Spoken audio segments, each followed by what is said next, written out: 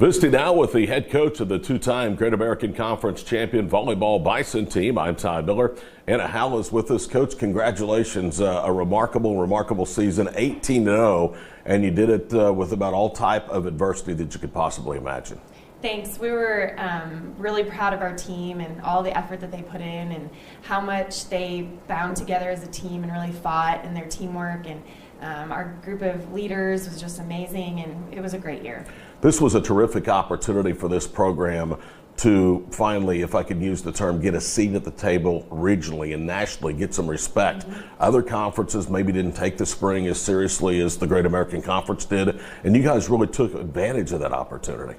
Yeah, I think for us in our conference, we really want to show the rest of the country that we're good, we're here. I thought Harding had a great year. Tech did some really good things. I think that the Great American Conference did a great job. We were very intentional about our planning so that we could play a lot, and I think that really helped us. I also think it was really great that we were able to go up and play some MIAA competition late in February, early in our season, and I think that was really good for us too. You guys got off to a slow start, not in terms of wins, but you only played a handful of games before you were shuttered because of COVID. Your girls didn't use that as an excuse. You came back, the schedule was back in loaded in terms of making up some games, and it seemed like even after that almost 2-week layoff, they never missed a beat. Yeah, I think we were out 7 days, and then we got 7 days to come back and try to re-prepare to play the rest of the season. And we had Northwestern that next game, and they wanted to play so bad. It was so great to see that hunger when they got back from COVID to just go out and play hard, and I think it really led into what the rest of the season was like. I thought Northwestern had a really good team this year, and us going up to Elba and just kind of really sticking it to them right there in that first matchup with them really made the difference for who we were going to be for the season. Since you have been part of the Great American Conference through the transition from NAIA to Division II, you've always been one of the top programs in the league. But the last couple of years, you've established yourself maybe as the program in the league. Has that required a different change in mindset from the girls, knowing that every night now you are the target of the other team? Yeah, I think I told Robert, our athletic director, that it would take me 3 years to really figure out what it was going to take to be elite in the GAC. There's some great volleyball in the GAC and some really good programs that have been really strong programs throughout their history. And so it did take us a little bit to figure out exactly what we needed to look like, but I think we've really figured out what it looks like to compete. And I think we're also helping raise the bar for the rest of the GAC too. As we continue to grow, they're continuing to grow, and we want to be regional contenders. We don't want to be just the GAC as part of our region. We want to be somebody that stands out. I had asked you in an interview several years ago, what is it going to take for this conference to make the next step regionally? Why are you always going to be the number 8 seed in the regional? And you said, well, first of all, we have to play better competition outside the league, and then you have to make the most of those opportunities and beat that competition. Yes. You guys now, do you feel like have a seat at the table among the regional heavyweights? I think we're definitely getting there. For us to go up and beat Washburn and then turn around the next morning and beat Kearney, those are two extremely great historical programs, and for us to be able to do that back to back, just beating one team, you might have had a good match, they might have had a bad match, but being able to do it back to back without a lot of rest it puts us at the table, I think. I was going to ask you about that stretch. It was a wonderful opportunity for the program, but the MIAA didn't do you a lot of favors. You played 4 games in 2 days, and you did it against 2 preseason top 5 teams. At that point, winning aside, did you know you had something special here? Yeah, I think I knew it. I think I knew it earlier when I had seen us play a little bit, like really strong, really hungry, like against Northwestern and SNU, the 2 matches we had leading up to that. But when we got there and we wouldn't quit, we just wouldn't quit, I knew that they had the heart to do it, and I think that's a big part of it. And they wouldn't stay down, and I think that's really what ended up getting us the win against Kearney, is we just would not stay down. And I love that fight mentality, and when I saw them fight like that, I knew that we were going to have a good year. The win over NebraskaKearney was so special for so many reasons, but that was a goal coming into the season when you knew they were going to be on the schedule. We want to beat them. I mean, not just compete with them, we want to beat them. Right. After all, this is a team that's ended your season in the past. Yeah, and in 2019, we went to them early, one of the first tournaments of our season, and lost to them in 5 on their home gym. And we knew that we had a shot to be really good and beat them, but we needed to continue to grow. And I think we need to see continually more good competition. That's one of the things I think that is a little bit of a difference between the Northern Sun and the MIAA, is that they see top level competition, but I think the GAC is getting there. Our weaker teams are becoming stronger, and I think that's really important. But losing to them right there at the beginning and then getting another shot at them in the regional, I felt like we wanted it, but I don't think we were quite there in the regional. And I feel like since then, and being at that regional was the biggest blessing for our program, because we could identify this is what we need to look like to be a national competition. We came out of that regional with 3 things we were going to do better. And I think this year we did those 3 things a lot better. I want to talk about the Great American Conference again, because it's always been top-heavy. Mm-hmm. Before the Bison joined the ranks, it was Arkansas Tech and Harding. Now it's really a 3-headed monster. But you mentioned Northwestern. They're getting better match by match. Southwestern's always competitive. Yep. East Central maybe made the biggest jump of anybody in the conference. Yeah, I mean, I think especially, I know the Oklahoma team's better because we didn't get to play most of the Arkansas teams. SWASU, Josh does a great job of getting his kids to fight. And they're good every year. They figure out how to win. Northwestern has some great athletes, and they're going to be very successful in the future. But, Southeastern and East Central, both of them. I mean, Southeastern, they suffered from COVID all year, but they were good. And East Central, they were so much improved. I think Cherie's doing a great job over there. And Southern Naz wasn't as good this spring as they have been, but Kevin figures it out and puts a great traditional program together at Southern Naz. So I'm excited about the Oklahoma side. You guys collectively have won so many individual awards, but watching you play this year, and it's not just this year, but this is such an unselfish team. Nobody really cares who in the end gets the accolades as to if the team gets something like this. Yeah, I mean, we talk about it all the time, and we care about each of the individuals, and each of the individual parts are such important members. Whether you're playing, not playing, you have a role on our team, and I think people really understand their role. And when everybody's important, how can one person be more important? And I think that's kind of the message of our team, is we need everybody. Everybody has something that they're giving that's making us better every day, and I think people can understand what their role is. And yeah, we have some great players, we have some great leaders, but in so many different aspects, which makes us a great team. Tania Brown comes to my mind. Mm-hmm. I was watching the Northwestern game that you were talking about early in the season, mm-hmm. and she absolutely dominated that match. Did she not surprise you from the level of steps that she took from her first year now to her second year at the Division II level? Yeah, I mean, Tania is a really strong athlete, and she's a hard worker, and the next step, I think, for Tania, and I like to think about the next step, I think from freshman year to sophomore year, she has grown, she's gotten so much better, she's really focused in on the things that she needs to be great at. Next level for her is being dominant every night. And that's what I'm looking for her to do. Every time we play, she becomes dominant, because you saw a couple of those great matches. She did the same thing against Harding. She really took it to Harding. And if she can continue to develop as dominant in every match, then we're going to be really hard to beat. Depth, I think, is maybe the biggest difference. You've always been really talented since you've been the head coach here, but this year you had so many interchangeable parts and so much depth.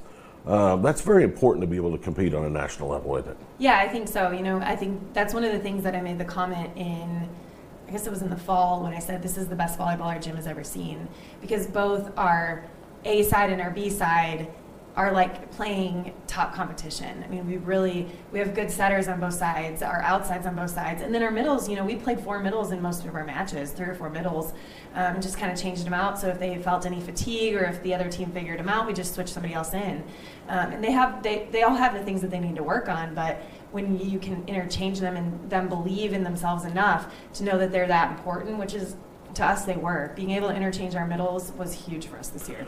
When I came into the locker room today, one of the first things I noticed, Anna, was your list of goals. Mm. And you nailed almost every single goal. In fact, it was so accurate, I thought it had been put up after the season. I mean, you have to be pleased with the way this team set their standards high and then went out and achieved them. Yeah, I think that's something that we do as a team. We sit down and we plan very intentionally what we want to do. And we have some great, junior and senior leadership of things that they really want to accomplish in the year. You know, just games they remember that they want a change in. They want to accomplish so much during their season, and being very intentional about their goal setting, I think, is really important for us. You know, and then if you look in our locker room too, you can't see it in this camera angle, but when you look in our locker room, there's these papers that we have, and when we win, they pick somebody to tear down the paper, and it's a very symbolic thing for them that they get to tear down that paper, and just continually wanting to tear down that sheet of paper is important to them. And I love that part of their goal setting, and it's really fun to see them accomplish their goals. Anna Howle, head volleyball coach at Oklahoma Baptist, is our guest. Anna, not only are they great volleyball players, but one of the things that you have always said about these girls is the quality of young women that they are and the success they're going to have post-volleyball career. Yeah, I think we have some girls that are such strong leaders, you know, for Christ. You know, we have girls that are making an impact for our Lord all the time on our team and on campus and just in their life. And to me, that's so important. And I'm so proud of them. But we have other girls that are out there leading different programs. They're so fun. They're so driven to do such great things. And I just love watching what each one of them does. I had mentioned earlier that there's been a lot of adversity this season, a lot of adversity that some people don't even know about. Yeah. Obviously, you had the COVID, which was out in the front, but you guys really kind of cobbled together a lineup, I mean, to win the conference championship. You've got some girls that were really, really fighting the injury bug, if you will, over the last couple of weeks of the season. That was special to see them put that pain aside for the betterment of the team. Yeah, I mean, we have some tough girls. Yeah. You know, it impresses me every day that they keep fighting and that they want to be tough. You know, Kaylee had fought an ankle injury pretty much the whole season, and the one thing that I loved about her, and we talked about this a lot with a bunch of our girls, she didn't complain. She never complained about having to work hard in practice. She could just step it up, and I'm really, really proud of her, and you know, just a bunch of the other girls as they have been fighting through. You know, just it was still a long season, still a long time that they had to train, and we trained hard, and I was really, really proud of how tough they were. One of the goals I mentioned on the board over here is don't have bad third sets. Yeah. That was really the only Achilles heel that you had this year at times, was you had a bad third set. You had a bad third set against Arkansas Tech, but you have to give them a lot of credit for that. But it seemed like every time you had that offset, you came right back, or maybe even better than you were to start the match, and you did that against Tech. Yeah, I think, you know, we always talk about learning and making adjustments, and I think Tech did a good job. I mean, Tech had a lot of really strong student athletes on their team, and for us to be able to make adjustments and come back and get our head right as far as what we needed to do on our side. And I always like trying to be more on the offensive side than the defensive side. We love to be great defenders, but I really want to know what we're going to be able to do to beat the other team and not just worry about figuring out how to stop them. And I think that was kind of where we got less offensive sometimes in the third set and just kind of settled in, and we would come driving back and be more offensive, which I think was driven by how well we dug balls, which seems defensive, but we were trying to dig so much in system that we could be so strong offensively. Is it fair to say that in the championship game against Harding, you face them on their home court, you face a team that's unbeaten like yourselves, and they're ranked one spot below you nationally? The Kearney win was nice for a lot of other reasons, but is that one of the biggest wins this program has had, considering the circumstances and considering that these were on the line? Yeah, I think so. And and we played Harding in the championship in 2019. So, our girls knew that we had a big target on our back, and I was nervous going into that final. I mean, Harding looked really good. We watched them play SWASA the day before, and they're very solid. And going into that match, it was so fun to see our girls kind of turn up their level. This year, historic for so many reasons. 18-0, number one ranked team in the country. The first volleyball team in the history of the conference to be number one, and only the third team sport in the Great American Conference to be top ranked.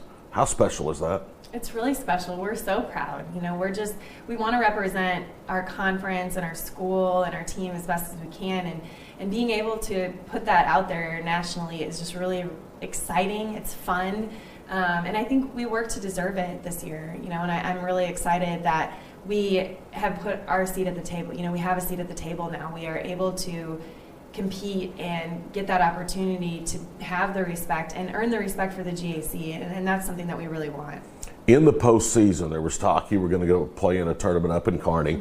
That fell apart for some reason. And then the American Volleyball Coaches Association has an event down in Texas you were going to be a part of. Yeah. You elected not to participate in that. What went through the process and as a head coach in your mind as to whether we play extra games or no? Yeah, I think we wanted to play more matches. I mean, the girls were hungry to play more volleyball, and every time we got the opportunity, they wanted to go out and play. But the AVCA Championship, they did a great job with the event, but with all the other conferences making their COVID schedules different, some conferences have been done 2 or 3 weeks. We've been done 2 days. Harding did a great showing in the AVCA Championship, but for us, financially and just the wear and tear on our kids, we want to be prepared for the fall. And so we didn't want to play. It could have been 6 matches in 4 days, which nobody in volleyball has really done.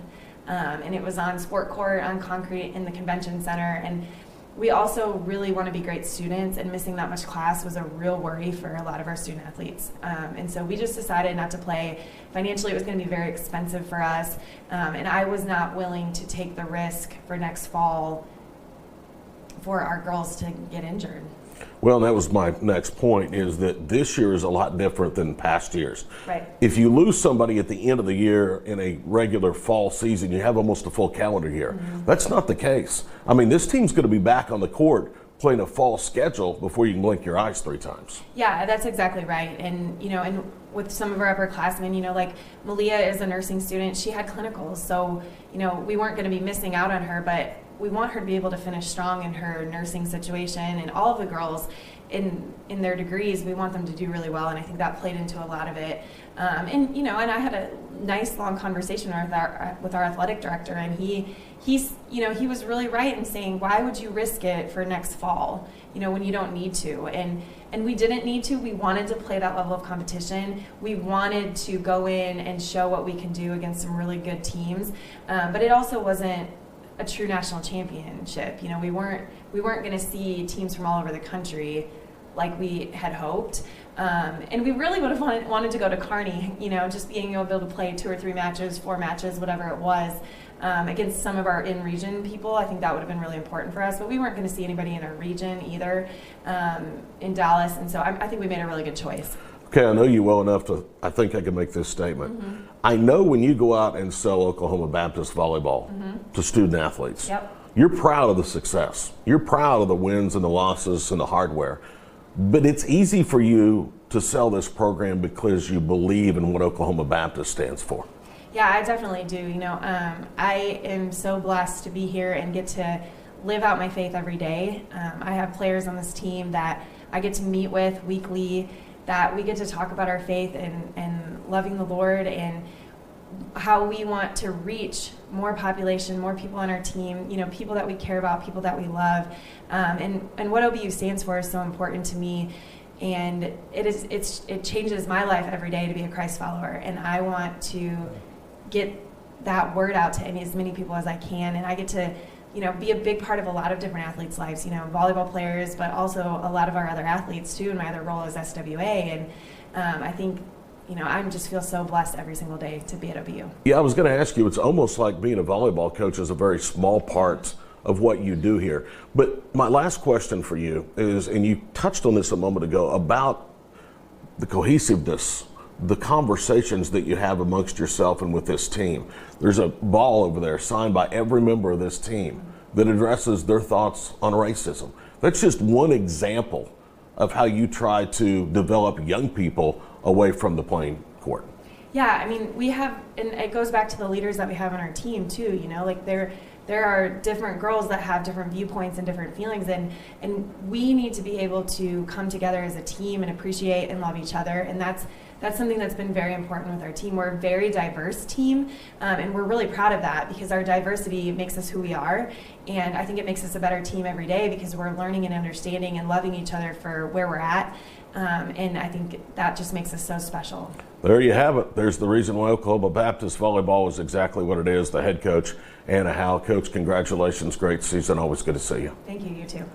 All right, that's going to wrap it up. Don't forget, OBU ranked #1 nationally in volleyball for the first time in school history, the first Great American Conference school to ever be ranked #1 in the sport as well. Again, for Anna Howle, I'm Todd Miller. Thanks for joining us.